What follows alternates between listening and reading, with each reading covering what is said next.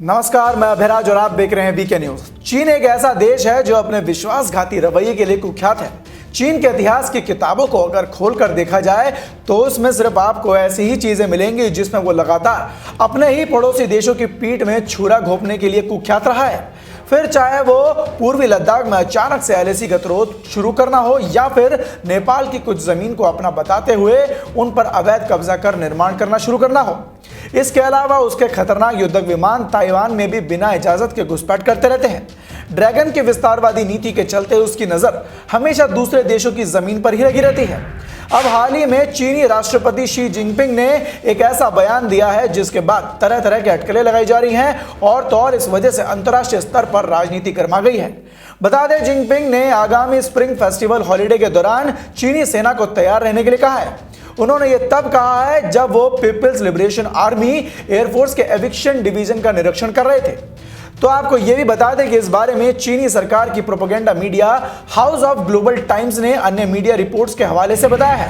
PLA के युद्धक विमानों ने स्प्रिंग फेस्टिवल से पहले ताइवान के द्वीपों पर आसपास में अभ्यास करना शुरू कर दिया है। इसके अलावा जिंजियांग मिलिट्री कमांड के सबसे ऊंचाई वाले सीमा रक्षा सैनिकों को कई नए हथियार और उपकरण मुहैया कराए गए हैं। इसी के साथ आपको यह भी बता दें कि Jinping communist party of China central committee के जनरल सेक्रेटरी और सेंट्रल मिलिट्री कमीशन के चेयरमैन भी हैं। उन्होंने बीते गुरुवार यानी कि 5 फरवरी को स्प्रिंग फेस्टिवल से पहले चीन के साउथ वेस्ट गुइझोउ प्रांत में पीएलए एयरफोर्स के एविक्शन डिवीजन का दौरा किया और वहां के हालातों का जायजा भी लिया।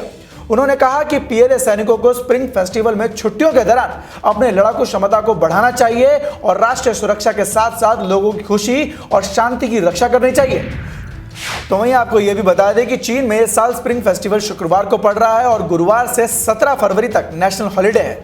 चीनी मिलिट्री एक्सपर्ट फू कियानशो ने ग्लोबल टाइम्स को बताया कि चीनी सेना के लिए प्रमुख छुट्टियों में अपनी लड़ाकू तत्परता को बढ़ाने के लिए यह सामान्य अभ्यास है। एक्सपर्ट्स ने आगे यह भी बताया कि इतिहास गवाह रहा है कि कितने सारे युद्धों की शुरुआत छुट्टियां या फिर रात के समय में हुई है जब हमारे सैनिक उतने तैयार नहीं होते हैं।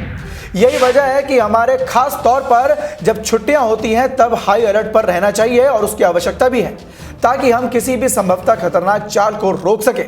एक्सपर्ट्स का कहना है कि चीन में पिछले काफी समय से शांति है, लेकिन कुछ अन्य सेना की ओर से भड़काने का काम किया जा रहा है।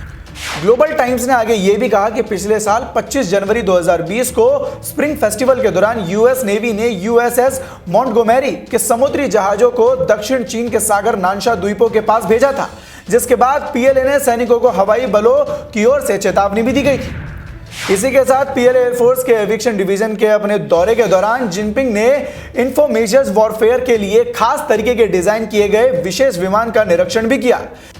इसी के साथ एक और मिलिट्री एक्सपर्ट ने ग्लोबल टाइम्स को बताया कि टोही विमान इलेक्ट्रॉनिक काउंटर मेजर्स विमान और पनडुब्बी रोधी युद्धक विमान रहित Y8 और Y9 के आधार पर विकसित विशेष मिशन के विमान हैं और भविष्य के युद्ध को सूचना का फायदा पाने के लिए पीएलए को सक्षम कर सकते हैं। इसी के साथ ग्लोबल टाइम्स ने आगे कहा कि पिछले साल 25 जनवरी 2020 को स्प्रिंग फेस्टिवल के दौरान यूएस नेवी ने यूएसएस मोंटेगोमेरी के समुद्री जहाज को दक्षिण चीन सागर में नानशा द्वीपों के पास भेजा था, जिसके बाद पीएलए के सैनिकों और हवाई बलों की ओर से उन्हें चेतावनी भी दी गई थी। पीएलए एयरफोर्स के एविक्शन डिवीजन के अपने दौरे के दौरान जिनपिंग ने इंफॉर्मेशन वॉरफेयर के लिए खास तरीके से डिजाइन किए गए विशेष विमान का निरीक्षण भी किया। एक और मिलिट्री एक्सपर्ट ने ग्लोबल टाइम्स को बताया कि टोही विमान इलेक्ट्रॉनिक काउंटर मेजर्स विमान और पनडुब्बी रोधी युद्धक विमान सहित Y8 और Y9 के आधार पर विकसित विशेष मिशन के विमान भविष्य के युद्ध की सूचना के फायदे पाने के लिए पीएलए को सक्षम कर सकते हैं। एक्सपर्ट्स का कहना है कि सितंबर 2020 में पीएलए सैन्य अभ्यास शुरू होने के बाद से इस तरह के विमान ताइवान स्टेट्स के पास लगातार आते रहे हैं। वहीं ताइपे के समाचार पत्र लिबर्टी टाइम्स ने रविवार को बताया कि पीएलए ने युद्धक विमानों से लगातार 7 दिनों तक ताइवान के दक्षिण पश्चिमी वायु रक्षा पहचान क्षेत्र में प्रवेश किया है। मीडिया आउटलेट ने यह भी बताया है कि ऐसे पीएलए ऑपरेशंस स्प्रिंग फेस्टिवल के कुछ दिन पहले ही होते हैं। जैसे कि स्प्रिंग फेस्टिवल करीब आ रहा है, पीएलए के बॉर्डर डिफेंस के जवानों को अलग तरीके से हॉलिडे गिफ्ट्स मिलने शुरू हो गए हैं। तो वहीं हम आपको यह भी बता दें कि इन तोहफों में 155 mm कैलिबर की हवित्जर, हल्के टैंक, बख्तरबंद गाड़ियां आदि शामिल हैं। तो अब सवाल ये उठते हैं कि चीन की ये सभी तैयारियां किसी बड़े तूफान की ओर संकेत करते हैं। खैर, ये तो आने वाला वक्त ही बताएगा कि चीन आखिर करना क्या चाहता है, लेकिन इस बात से हमें डरने की जरूरत नहीं है क्योंकि हमारे सुरक्षा बल उन्हें मुंह तोड़ जवाब देने के लिए सीमा पर तैनात बैठे हैं। बाकी इस खबर पर आपकी क्या राय है, हमें कमेंट सेक्शन में कमेंट कर जरूर बताएं। फिलहाल के लिए इस खबर में सिर्फ इतना ही। देश और दुनिया की ऐसी ताजा तमाम खबरों से जुड़े रहने के लिए देखते रहें वीके न्यूज। धन्यवाद।